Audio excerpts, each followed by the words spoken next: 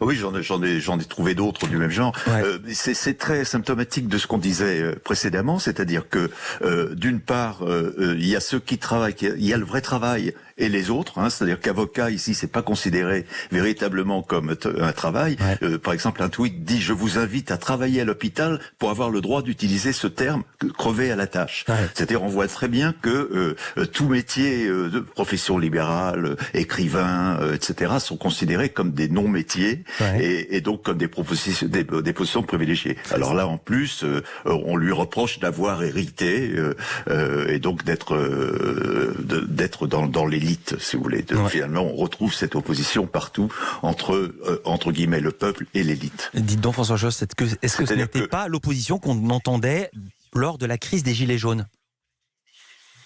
Si, c'est tout à fait la suite c'est la suite des Gilets jaunes par d'autres voies.